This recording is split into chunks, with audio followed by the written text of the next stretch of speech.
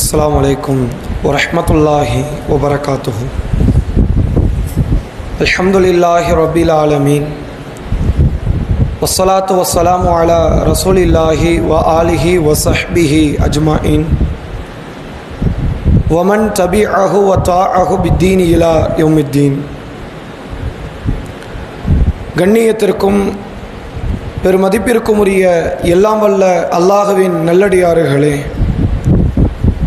அல்லாஹுடைய பேரருளால் வாரந்தோறும் செவ்வாய்க்கிழமை இஷா தொழுகைக்கு பிறகு நடைபெறக்கூடிய இந்த அல் குர்ஆன் வகுப்பில் இன்றைய தினத்தில்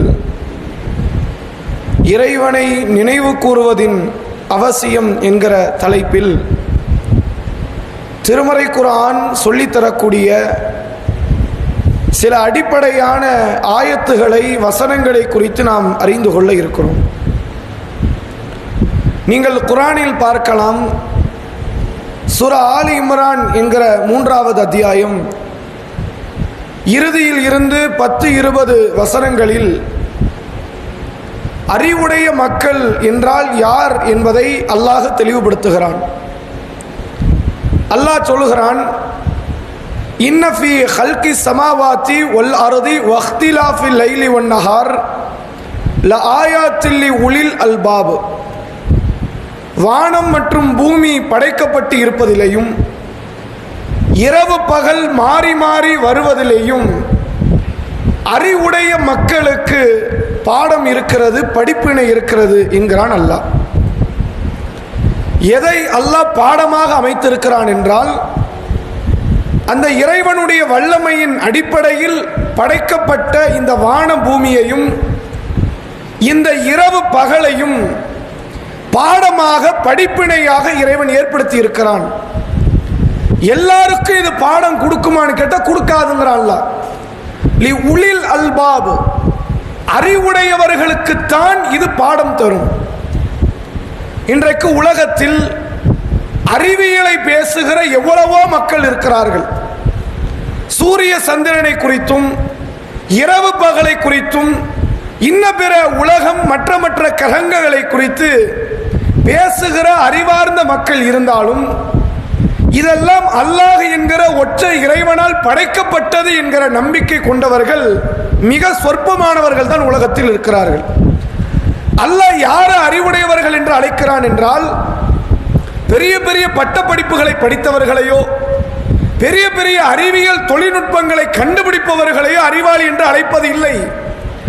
யார் ஏக இறைவனை நம்பி இருக்கிறார்களோ, அல்லாஹுவை நினைத்து கொண்டிருக்கிறார்களோ, திக்ர் செய்கிறார்களோ, அவர்கள்தான் இஸ்லாத்தின் பார்வையில் அறிவுடையவர்கள். அடுத்த வசனத்திலே அல்லாஹ் சொல்றான், அல்லதீன யதுக்குரூனல்லாஹ கியாமௌ வ குஊதௌ வ அலா ஜுனூபிஹிம் யத்தஃபக்கரூன ஃபீ ஹல்கி ஸமாவாத்தி வல் அர்த்.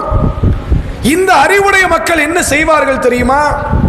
படுத்த நிலையிலோ அமர்ந்த நிலையிலோ நின்ற நிலையிலோ அல்லாஹுவை அவர்கள் நினைத்து பார்ப்பார்கள், திக்ர் செய்வார்கள். நமக்கு தெரிஞ்ச திக்ர்னா என்ன? தொழுகைக்கு பிறகு சுப்ஹானல்லாஹ், அல்ஹம்துலில்லாஹ், அல்லாஹு அக்பர் என்று மொழிவதை திக்ர் என்று நினைக்கிறோம். இது திக்ர் தான். ஆனால் இஸ்லாம் சொல்லுகிற திக்ர் என்றால் இறைவனை குறித்த எண்ணம் உள்ளத்தில் எப்போதுமே இருக்கணும். நீங்கள் உண்ணும் போது உங்களுக்கு சிந்தனை வரணும், நீங்கள் குடிக்கும் போது உங்களுக்கு சிந்தனை வரணும், நீங்கள் உடுத்தும் போதோ தூங்கும் போதோ விழிக்கும் போதோ இறைவனின் அருள் இல்லை என்றால் இந்த வாழ்க்கை கிடைச்சிருக்குமா?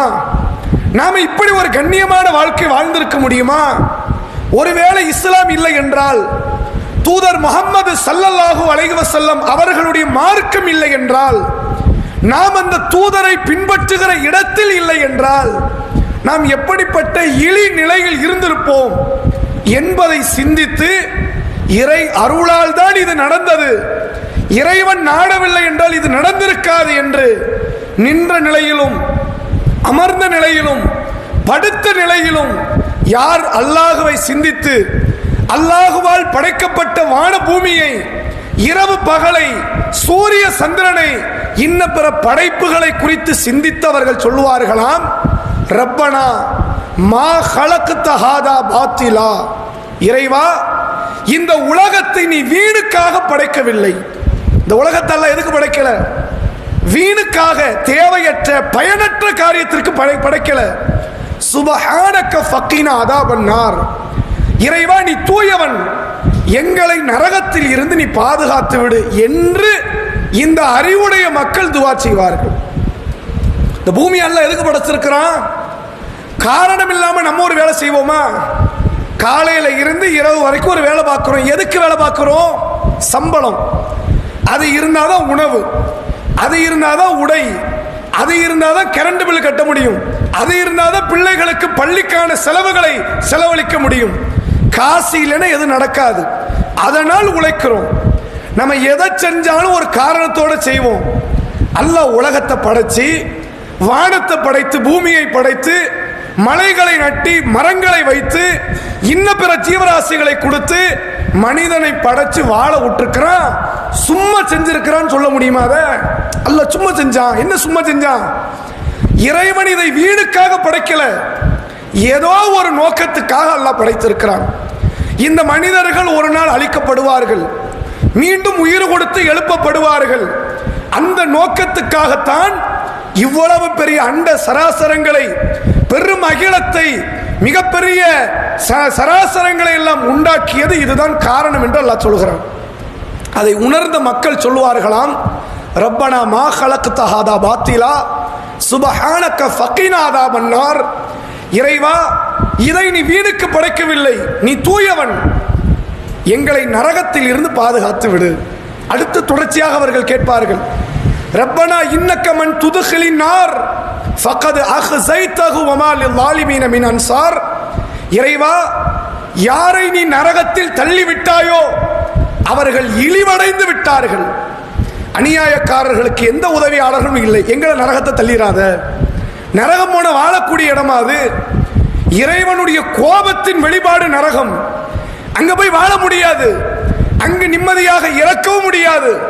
இறப்பற்ற, வாழ்க்கையற்ற ஒரு நிலையை அல்லாஹ் நரகத்தில் தருவான். லா யமூதுன ஃபீஹா வலா யஹ்யா, அங்கே அவர்கள் வாழவும் மாட்டார்கள், சாகவும் மாட்டார்கள். சாவும் வராது, வாழ எண்ணமும் வராது என்றால் அது என்ன வாழ்க்கை? அப்படி ஒரு நிலையில் அல்லாஹ் தருவான். அது வாழ இயலுமாக? கொஞ்சம் யோசிச்சு பாருங்க. படுக்கையில் கிடப்பார்கள் சில வயது முதிர்ந்தவர்கள்.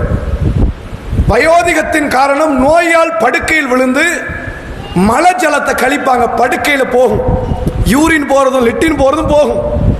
ஒரு நாள் புள்ள பார்ப்பான், 10 நாள் பார்ப்பான், 1 மாசம் பார்ப்பான், 1 வருஷம் பார்ப்பான். நம்ம உயிரும் போகலன்னு வைய திட்ட ஆரம்பிச்சிருவோம், போய் சேர மாட்டுக்குதேன்றுவோம். நம்ம வாழவும் முடியாது, சாகவும் முடியாது. எப்படிப்பட்ட ஒரு இக்கட்டான நிலையில் இருப்போம். நரகம் அப்படி இருக்குங்கிறான்ல, நம்ம சிந்திச்சு பார்க்க முடியுமா?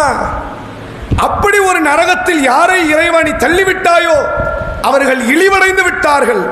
அநியாயக்காரர்களுக்கு எந்த உதவியாளர்களும் இல்லை.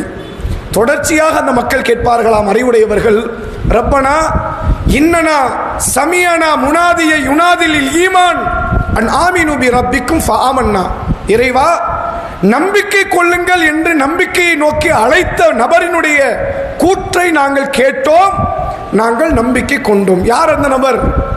தூதர் முஹம்மது ஸல்லல்லாஹு அலைஹி வஸல்லம். அவர் தான் நம்மளை அழைச்சாரு.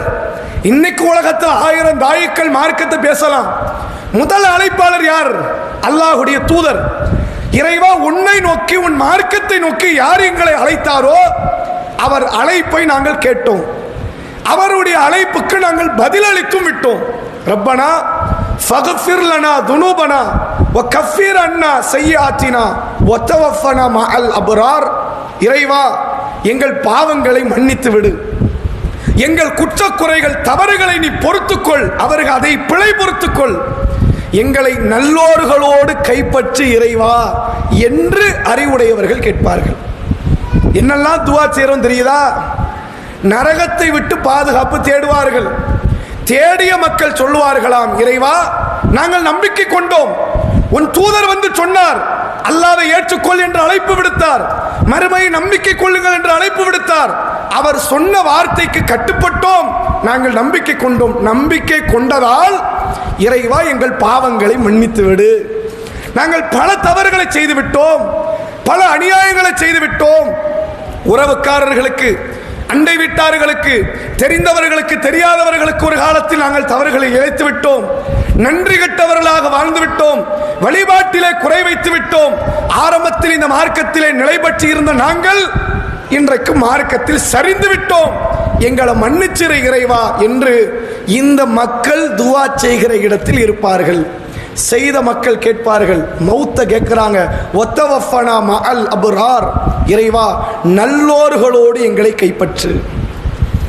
எங்களுக்கு எப்படி வஃபாத்தை தர வேண்டும், நல்ல மக்களுக்கு எப்படி வஃபாத் வருமோ, நல்ல மக்களை நீ எந்த நிலையில் வைத்திருப்பாயோ, நல்ல மக்களுக்கு எப்படி ஒரு வாழ்க்கை கிடைக்குமோ அப்படி எங்களுக்கு மௌத்தை தா இறைவா என்று இந்த அறிவுடைய மக்கள் துஆ செய்வார்கள். தொடர்ச்சியாக அவர்கள் கேட்பார்களாம், ரப்பனா வஆத்தினா மா வஅத்தனா அலா ருசுலிக் வலா துஹ்ஸினா யௌமல் கியாமா இன்னக லா துக்லிஃபுல் மீஆத். எங்கள் இறைவா, உன் தூதர் மூலமாக எதையெல்லாம் வாக்களித்தாயோ எல்லாவற்றையும் தா இறைவா. என்ன வாக்களித்தான் அல்லாஹ்? என் சொல்படி கேட்டால், என் தூதர் சொல்படி கேட்டால் சொர்க்கத்தை தருவேன், அதில் மாளிகையை தருவேன், அதில் இன்பம் உறக்கூடிய பல கனி வர்க்கங்களை, உணவுகளை தருவேன், வாழ்க்கை துணையை தருவேன், நிரந்தர வாழ்க்கையை தருவேன், மரணமற்ற வாழ்வை தருவேன் என்றெல்லாம் சொன்னாயே, எல்லாத்தையும் எங்களுக்கு மறுமையில தாய் இறைவா என்று கேட்பார்கள். கேட்டுவிட்டு சொல்வார்கள், இன்னக லா துக்லிஃபுல் மீஆத், இறைவா நீ வாக்குறுதி மீறவே மாட்டாய். எதை சொல்றியோ அதை செஞ்சிருவ, செய்யற இடத்துல நீ இருக்கிற, எங்களுக்கு செய்து விடு இறைவா என்று இந்த மக்கள் துஆ செய்வார்கள். இதுதான் அல்லாஹ்வை நினைவு கூறக்கூடியதுடைய பண்பு. நாம தொழுகையில நிக்கிறோம், அல்லாஹ்வை நினைத்து பார்க்க நிக்கிறோம், சொர்க்கத்தை பற்றிய சிந்தனை வருதா, நரகத்தை பற்றிய பயம் வருதா, அல்லாஹ்வுடைய மார்க்கத்தை ஏற்றுக்கொண்டோம் என்கிற அந்த சிந்தனையாவது ஏற்படுகிறதா? எதுவுமே இல்லை. தொழுகைக்கு பிறகு திக்ர் செய்கிறோம், செய்யும் போதாவது இறை அருளால் இந்த மார்க்கத்தில் இருக்கிறோம், அப்படியே மௌத்து வருமா இல்ல வேற விதமா மௌத்து வருமான்னு சிந்திச்சோமா? அல்லாஹ்வை அப்படி ஞாபகப்படுத்துறோமா? ஞாபகப்படுத்தல. நாம் அல்லாஹ்வை ஐவேளும் தொழுகிறோம், அல்லாஹ்விடத்தில் எத்தனையோ பல பிரார்த்தனைகளை முன்னெடுத்து வைக்கிறோம், அல்லாஹ்வை திக்ர் செய்கிறோம். அல்லாஹ் சொல்லுகிற முறையில் திக்ர் செய்வதில்லை. இப்படி செய்கிறான் அல்லாஹ், இது திக்ரு. அல்லாஹ் என்ன சொல்கிறான்? என்னை இப்படி நினைச்சு நீ கூப்பிடுங்கிறான். இப்படி கூப்பிடக்கூடியவர்கள் தான் அறிவுடையவர்கள்ங்கிறான். அவர்கள் நின்ற நிலையில், அமர்ந்த நிலையில், படுத்த நிலையில் என்னிடத்தில் கேட்பார்கள்ங்கிறான். இப்படி யார் துஆ செய்கிறார்களோ ஃபஸ்தஜாப லஹும் ரப்புஹும் அன்னிலா உதிய அமல ஆமிலு மின்கும் மின் தக்கரின் அவ் உன்சா, உங்களில் ஆணோ உங்களில் பெண்ணோ யாராக இருந்தாலும் சரி, நீங்கள் பாடுபட்டதற்கான கூலியை நான் வீணாக்க மாட்டேன் என்கிறான் அல்லாஹ். அவங்களுக்கு பதில் கொடுக்கிறான். நம்ம துஆ செய்றோம்லாங்க, துஆ செஞ்சா அல்லாஹ் பதில் கொடுக்கணுமா இல்லையா? இந்த துஆவை கேளு, நான் பதில் கொடுக்கிறேங்கிறான். இதை கேளு, என்கிட்ட நரகத்தை விட்டு பாதுகாப்பு கேளு, நான் நம்பிக்கை கொண்டேன் என்று என்கிட்ட சொல்லு, சொர்க்கத்தை கேளு, பாவ மன்னிப்பை கேளு, வாக்குறுதி மீறமாட்டா என்று என்ன பத்தி நீ சொல்லு, அதுக்கு நான் பதில் அளிக்கிறேன். என்ன பதில் அளிக்கிறேன் தெரியுமா?